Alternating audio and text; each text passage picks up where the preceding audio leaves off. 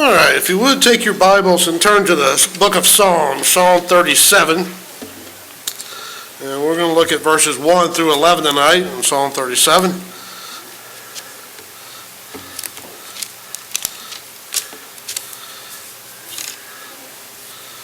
And we're going to talk a little bit about where do you put your trust? Don't give in to doubt, but where is your trust? Something wrong? Okay. You hear me though, right? Y'all can hear me. Okay, we're good. Most people tune me out as soon as I start opening my lips, so that's okay.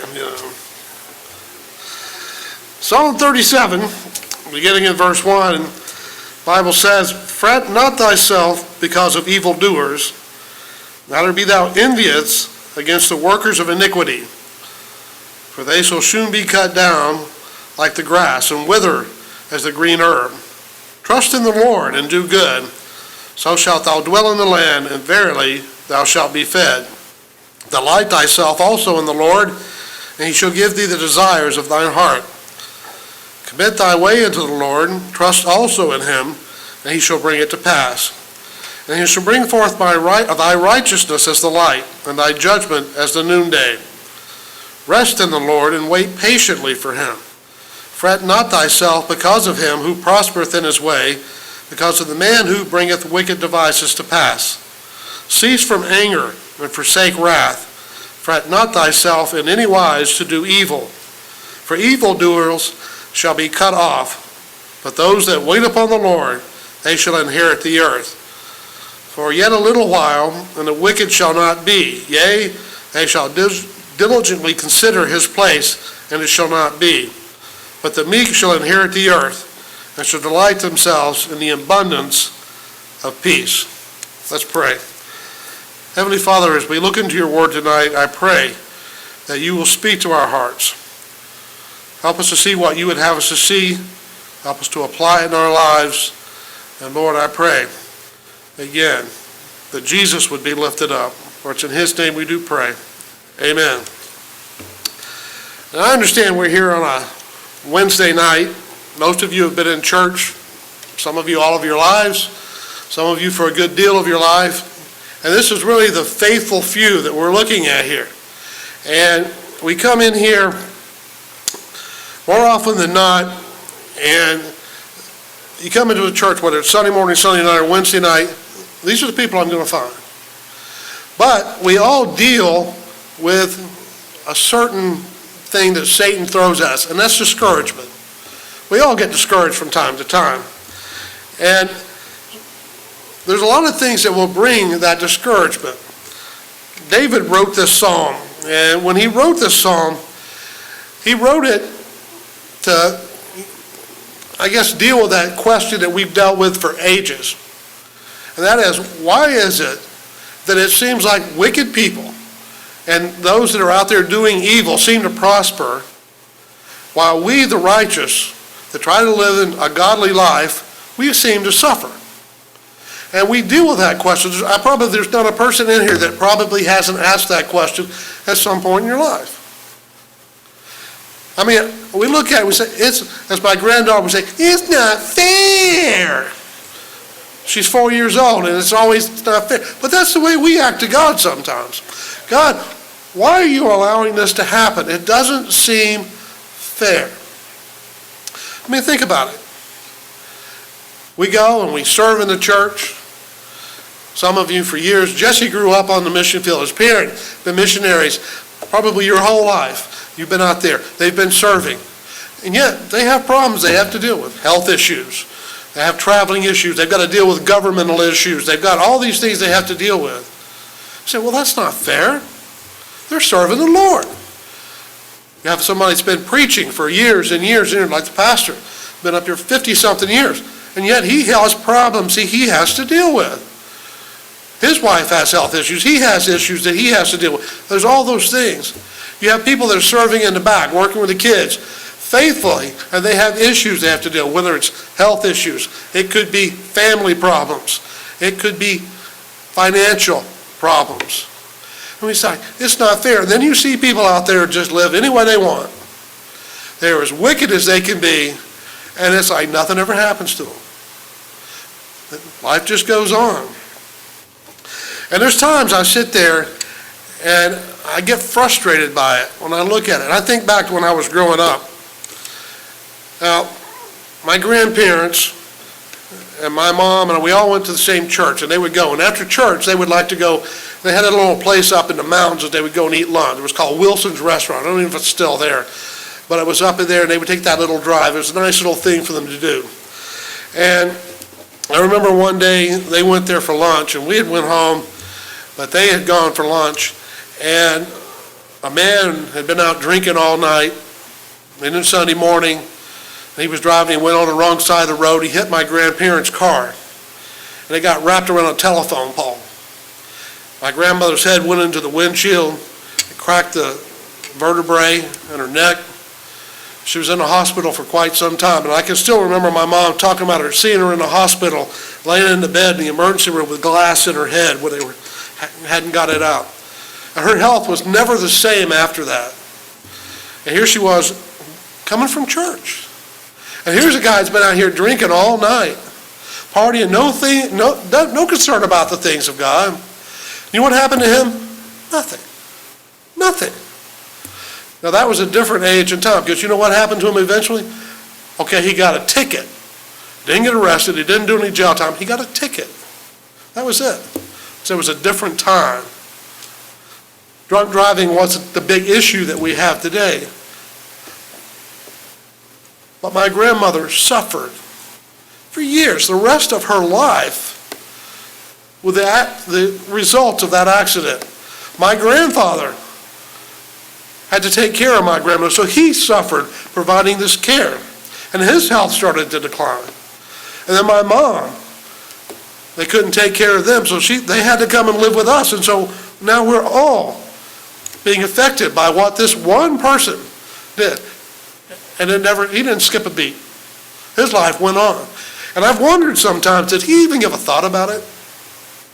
Does he ever even remember about this old couple that he wrapped around a telephone pole because of a bad choice that he made? Did he even care? And it's when we see things like that, you know what? We get angry. It's something that wants to make our blood boil.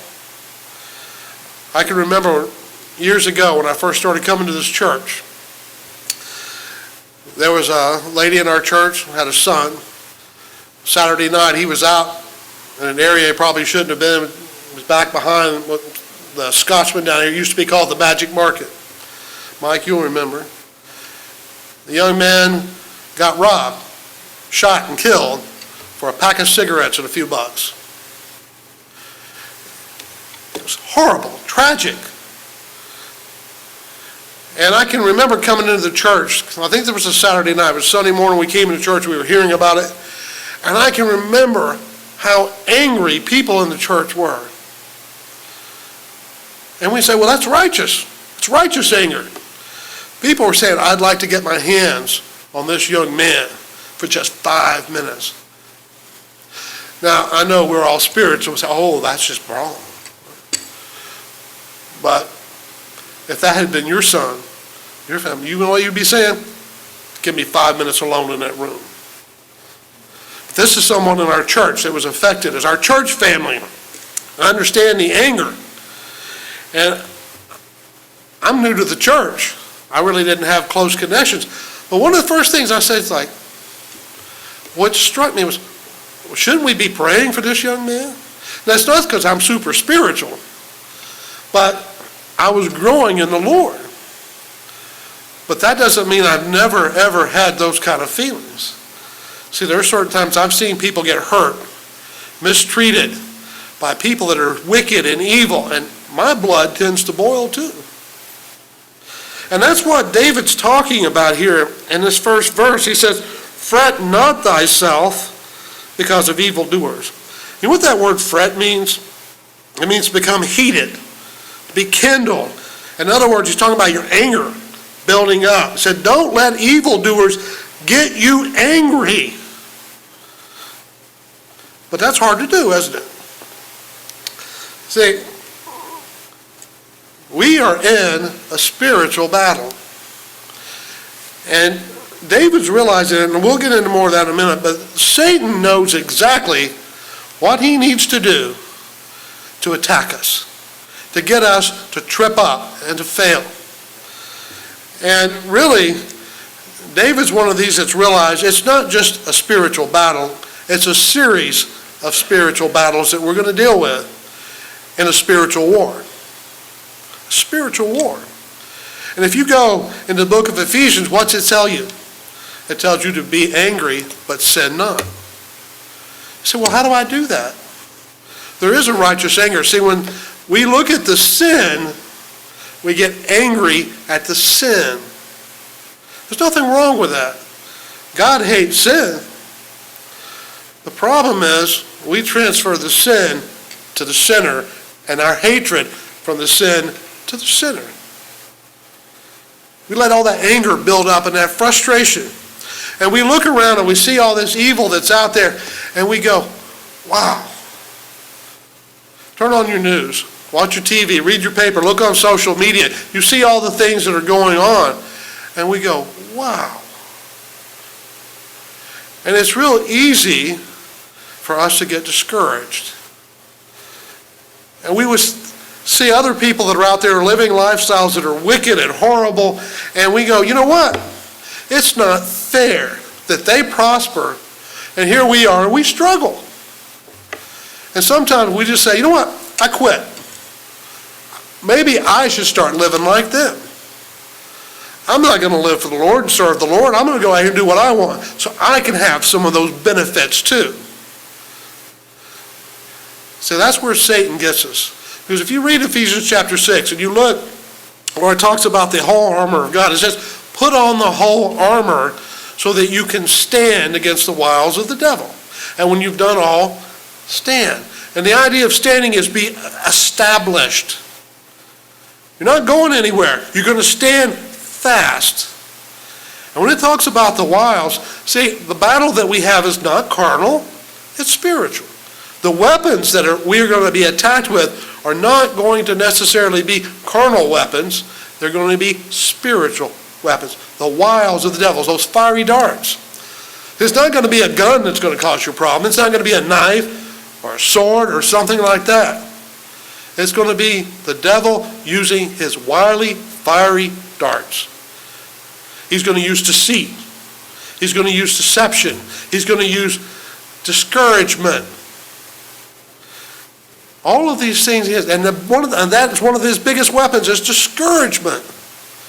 If I can discourage you enough, you'll quit. You'll give up. Now,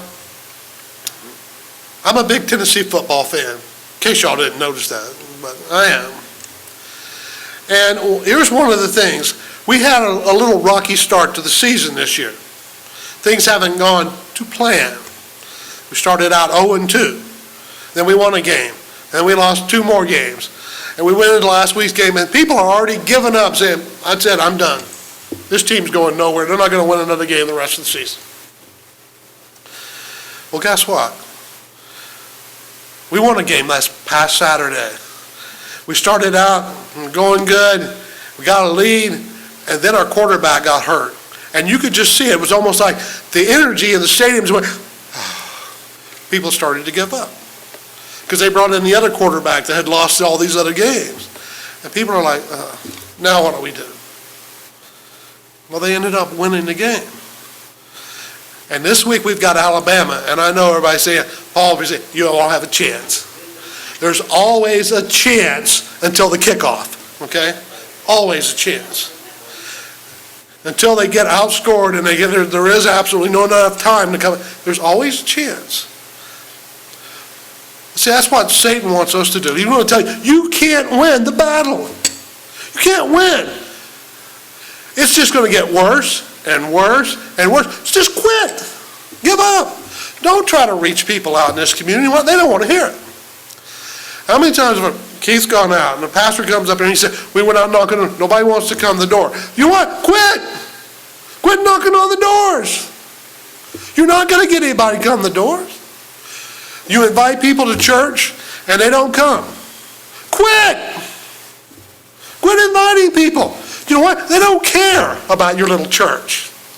That's what Satan will tell you. Just give up. Give up.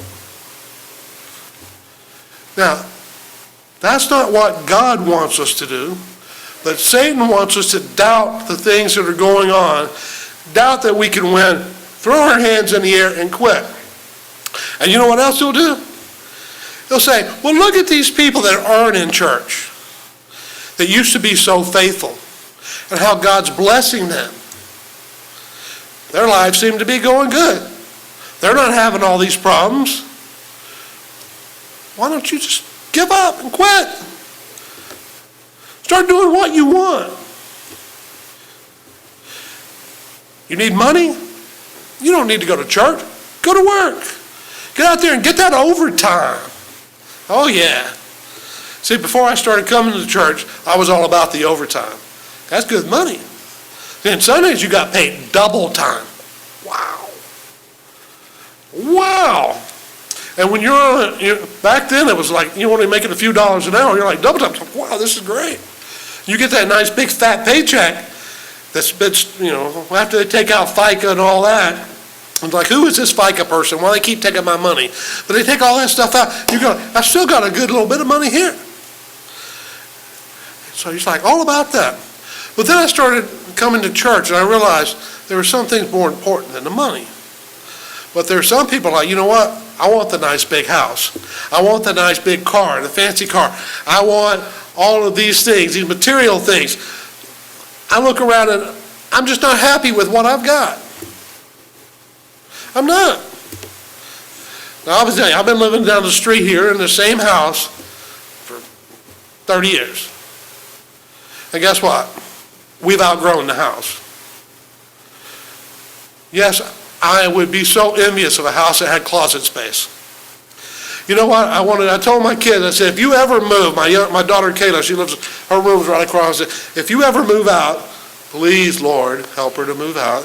But if she ever moves out, I said, we're not going to turn your room into a den or anything. I'm going to turn it into a closet, a walk-in closet. I'm going to have enough room to walk in here, and my clothes aren't jammed in here, and there's not stuff in here, and I'm just going to walk in here and go, ah. And I see these guys on TV that have these, you ever watch that show, Chrisley Knows Best or whatever? He's got this closet, and it's like, wow. But see, we look at those kind of things, we're like, I'd really like that. And then we see people driving these nice cars, and you've got this little old beater that you've been driving forever that's falling apart.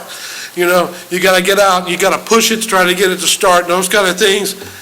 And you're like, boy, it'd be nice to have I saw this Rolls Royce the other day. I saw this on the internet.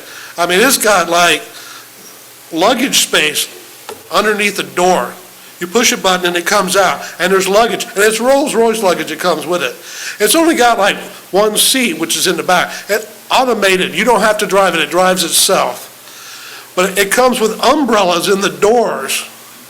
So if it starts to rain, they come out. And you're like, this thing does everything. I think it makes coffee for you too. I'm like, oh. It probably gets horrible gas mileage, but it's like, you're like, boy, wouldn't that be cool? But is that really important? Is it really important?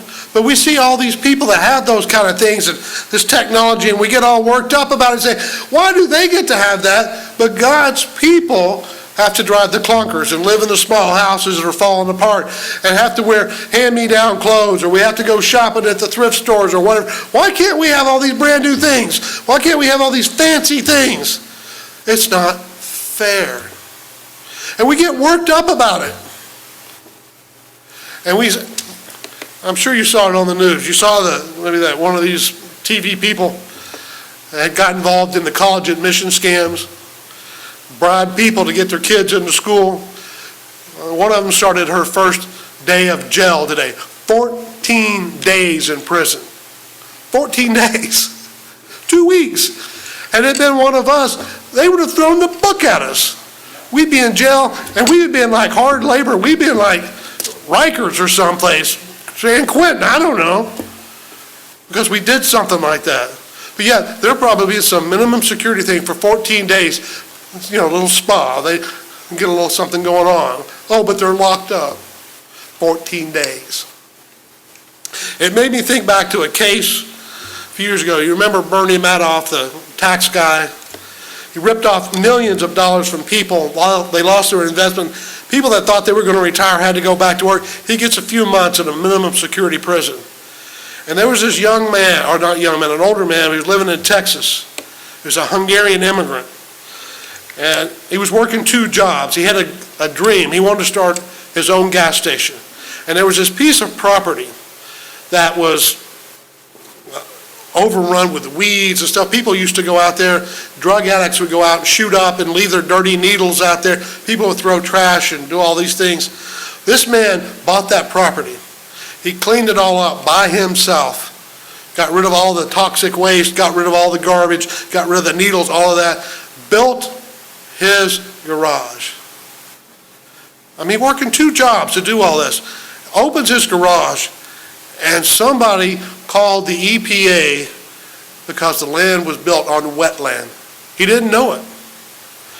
And so they bring him before the judge, and the judge says, I'm going to make an example of you.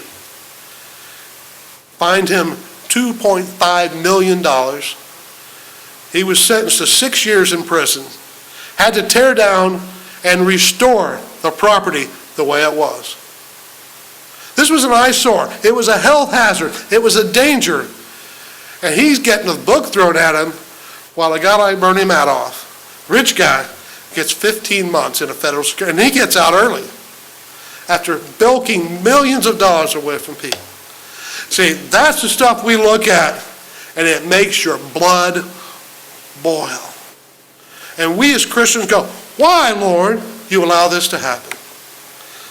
Well, I want to share some things tonight with you from this passage that we read, advice that we get from David.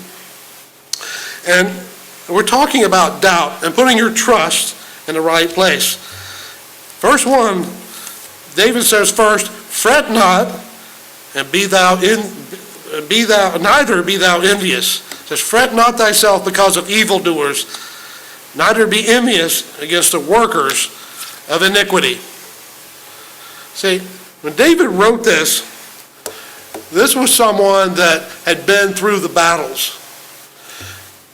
He didn't write this in his young age. He wrote this in his older age. If you look over in verse 25, he says, I have been young and now am old.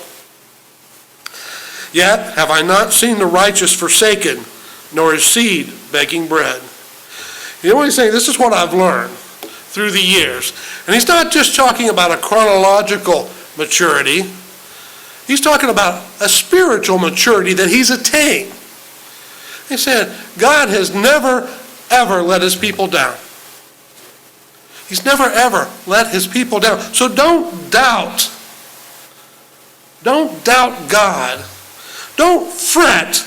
Don't get angry over these evildoers. Don't be envious of these evildoers. You know what? He says in verse 2, for they shall soon be cut down like the grass and wither as the green herb. He said, their time is coming. Their time is coming.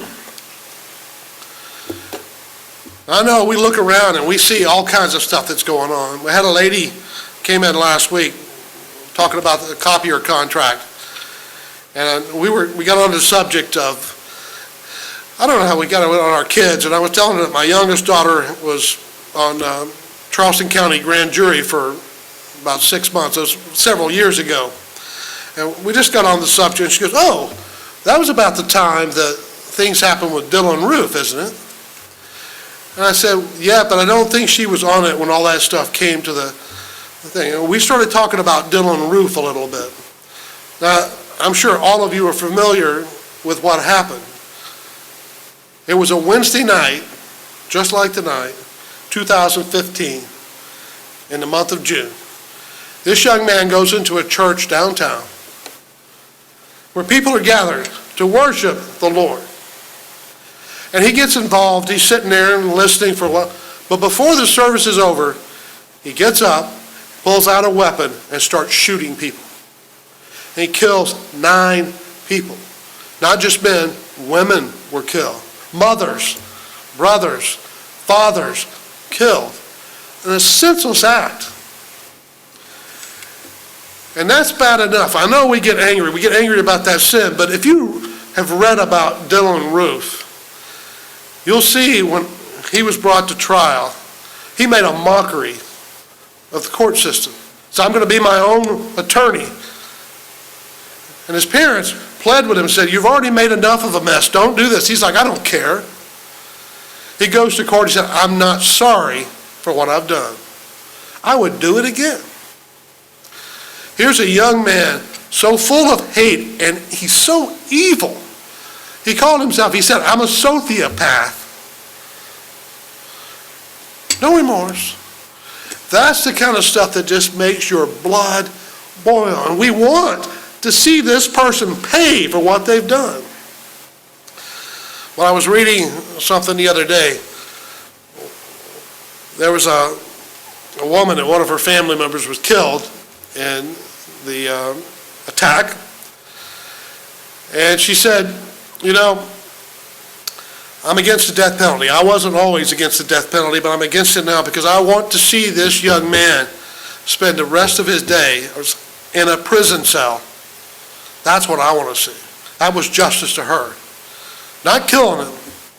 And I've seen people that say, well, he ought to be drugged through the streets. He ought to have this or he ought to have that.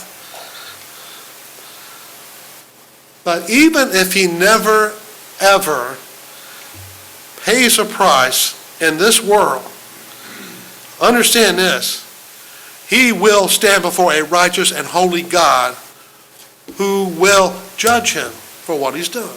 He's not going to get away with it. That's what David said. Don't fret over these things. Just trust God. God will take care of it. God will. And you think about how bad things are here, and you can think about how bad prison is. You can talk about the worst torture you can read. There is no greater suffering than a person that ends up in the lake of fire. Nothing can compare to that. Nothing. So he says, don't fret over this. And you know what? Don't be envious of all those people that are living these wicked lifestyles, that are living these things of sin, and it seems like they're having everything they're handing to them. You know what the reward is? It's right now. It's right now. But guess what? They will be judged. God's not going to let them off the hook. You don't believe it? Read the story of Lazarus, the beggar, and the rich man. Rich man had it all. He had it all. Lazarus had nothing. You know, I often wonder, when Lazarus would sit there with his sores and his pain and his aches, and he would look up at that rich man's house, and he was just begging for a crumb from that table of that rich man. And they're probably up there laughing at him and mocking him. They're probably throwing food where he can't get it. I can see that in my mind. I'm probably thinking in my mind, did he ever go, Lord, it's not fair? Did he ever complain? The Bible doesn't tell us, but he's human. He's like us. But we do know this. When that rich man opened his eyes in hell, and he was suffering, and he saw Abraham's bosom, and there's Lazarus, and he says, please, just let me have it.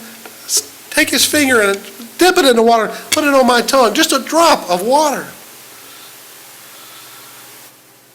Everything that Lazarus has gone through, all of the harsh things, this man's going through something far worse right now. And guess what? He's still going through it. And Lazarus is still enjoying the rewards of the Lord. That's why David says, don't fret over these things. Don't be envious of it. Guess what? It's temporary. It's temporary. But we focus on the here and now instead of hereafter. That's what our problem is, because we can't see that. You know what? God can. God can. And don't think you're getting away with something. If you're out here doing something, God knows what you're doing. You're not hiding anything from God.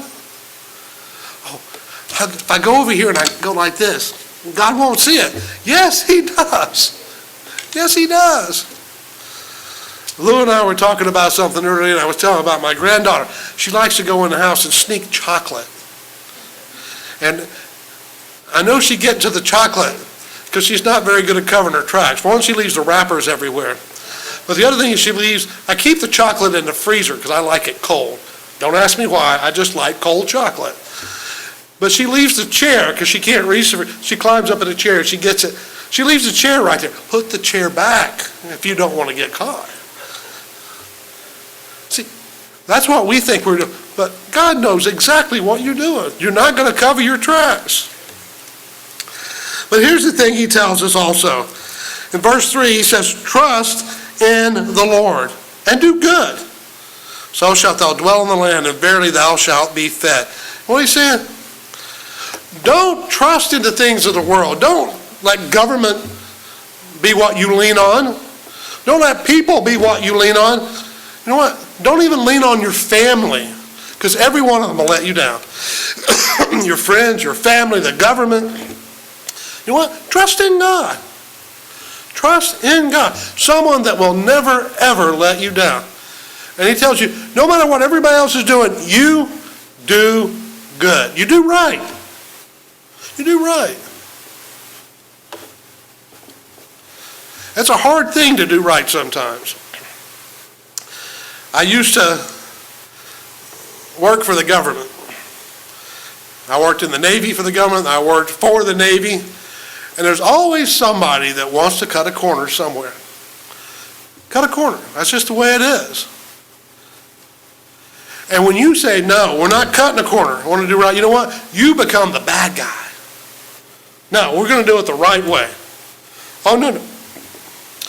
That's cutting corner. You're just a guy trying to hold up. We're trying to get this done. Well, there's a right way to do it and a wrong way to do it. And can I tell you this? You might get away with cutting corners for a while, but sooner or later it's going to come back and bite you. It'll catch up to you. It'll catch up to you. If you just do it right, you don't have to worry about it. You don't. That's what God said. Just trust me. Trust me and do good. And then in verse 4, it says, to delight thyself also in the Lord. So we're to trust the Lord, and we're to delight ourselves in the Lord. You know what that word delight there means? It means that we are to be brought up in luxury, to be pampered. That's what that word means. Basically it's saying, let the Lord pamper you. Pamper you. That's where you should get your delight in. Not the things of the world. And it's not talking about outward blessings, if you will. See, God may bless you, but this is something deeper than that. It's getting our joy, our desire from knowing God. That's what we delight in. And when you do that, God will pamper you. He will give you that delight. He'll give you that joy. He'll give you peace. But we have to make a conscious decision that we want to know more about God. That's what we delight in. See, if you delight in worldly things, you're going to get disappointed. If you delight in your family, you'll get disappointed. If you delight in money and material things, you're going to be disappointed. And you know what? If you're just sitting around enjoying the blessings of God, but you're not enjoying the blesser, if you will, you got it all backwards. Because see, when we put our focus and our delight in the one who blesses us, the blessings will flow. And here's the thing that we miss out on. I think we get it backwards. There's not a person here that doesn't want the blessings of God. Not one single one of us. I want God's blessings in my life. But what I want more is a deeper understanding, a deeper knowledge of God. Because the more I love about Him and learn about Him, the deeper that love grows. And the more delight that I have. That's a great thing. But here we are. You look around on a Wednesday night, and that's just not the way things are in our churches anymore. Not the way it is with Christians. See, we want God's blessing, but we don't want God. If we did, we wouldn't have a problem being here. We'd be banging on those doors to get in. We would. You know what?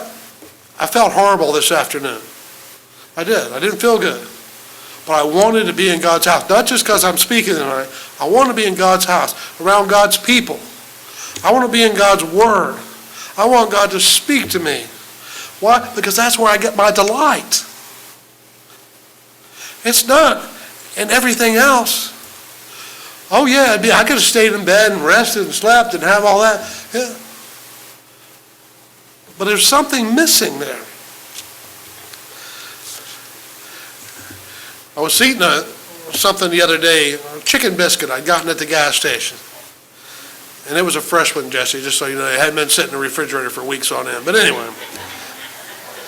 But I'm eating, I got this biscuit, and I saw it said the roost, chicken that you would cross the road for, right? So I'm all excited about this biscuit. And I get it, and I'm eating, I'm like, this chicken has no seasoning. It was horrible. I'm like, it was a nice big piece of chicken, but it needed seasoning. And I didn't take delight in that biscuit. You say, what are you trying to get at? See, when we leave the blesser, the one who brings us blessing, that's taking the seasoning out of our services here. When we take God and put him over here, and we just want God's blessing. You might get a nice big chicken biscuit, but there's no seasoning. And you're not going to enjoy it. Because God is our delight. He's our seasoning. He's what makes it worthwhile. So he tells us to delight in the Lord. And he tells us in verses 5 and 6 to commit our ways to the Lord. And that idea of committing your way is to let your burdens roll off. Put your burdens on him. Let him carry the burdens. It'll make your life so much easier when he has those burdens. Trusting in him to take those burdens up. And then the last thing, verses 7 through 11, because we're out of time, but I'm going quickly here. It says that we are to rest in the Lord. Rest in the Lord and wait patiently for him. Fret not thyself because of him who prospereth in his way, because of the man who bringeth wicked devices to pass. And when he says rest, that word rest there means to be still and be silent. That is something we have a problem with. We don't like to be still, and we don't like to keep our mouths shut and be silent. You know, here's the thing. Like I said, David wrote this when he was an old man, not a young man. When we're young and we're young Christians, you know what? We want to be active. We don't like to sit. We want to be doing things. We want to I want to do this, I want to do that. But sometimes you just have to stop. What's it say in Psalm 46? Be still and know that I am God. We just have to stop and be silent and just let the Lord speak to us. If you want to have peace and you want to have rest, I mean genuine rest, you got to stop and be still and be silent. Now here's the thing. I have learned as I've gotten older that when I was growing up and I was younger and even I was always doing something. And I still stay busy. But one of the things I found such pleasure in now is just sitting in a chair, maybe outside, and just rocking, enjoying the peace and quiet, watching the birds, doing this and that. My grandfather was in his 90s. He was living with us in his late 80s and early 90s. And he used to go out and he would sit outside for hours. I was like, how can you do that? I'd go out and sit for 5 minutes. I'm ready to go back in. I'm tired. But he would just sit out there and enjoy the peace and the quiet. Watch the traffic go by, do this. And now that I'm getting older, I'm finding the importance of that. When I go to bed at night, you know, we get so busy during the day, and you probably dealt with, sometimes you ever have you lay down and you're ready to go to sleep and your mind's just racing, and you struggle to sleep, and you start thinking about this and that, what you've got going on tomorrow, what you're going to do, things that happen to you today, and you're just going, blah, blah, blah, blah, blah, and you're bouncing off the walls, and you're doing this, and you just don't rest good. You don't sleep good, and you're like, And then you wake up, you maybe got maybe an hour of sleep, even though you were in bed for 8 or 9 hours. And you get up and you're not rested and you're tired and you're grumpy and you're cranky and all these things. You're like, oh. If you would just stop and be still and you would find how amazing it is. This is what I've learned to do. I go to bed at night and I lay my head on the pillow and I start talking to God. Not audibly, but I start talking to God. And I start praying myself to sleep. And sometimes I'll start singing a song in my head. I sing much better in my head, by the way. That song you did tonight, In My Heart There Is a Melody, I haven't heard that in years. I appreciate it. I love that song. I'll be going home tonight. I'll be singing that song in my head. But you lay there and you do that and you just let God bring yours. Because you fall asleep, but you know what? I sleep better when I do that. I will sleep for hours without it being interrupted until my granddaughter comes in and goes, tapping me on the shoulder. And then she climbs up into bed and she goes, she knows I can't hear her. That's her telling me, make room so I can cuddle right there. And she'll cuddle right there and she'll put her hand in my hand and she'll go to sleep that way. That helps calm her down. Doesn't do much for waking me up, but we go back to sleep and it's just peace and quiet. And you get a good night's rest. And I wake up the next morning, I'm like, wow, I'm ready to go. I'm ready for a new day. I'm ready for new challenges. I'm ready for what the Lord has for me. I'm not fretting about those things I used to fret about. See, just as David learned, it comes with the spiritual maturity. Not just age, chronological maturity, but it comes with spiritual maturity. And that's what David's advice to us is. If you want to get through these battles, if you want to have victory, don't get discouraged, don't get angry, don't get upset about all the evil that's around you. Trust in the Lord. Commit your ways to the Lord. Delight yourself in the Lord. Rest in the Lord.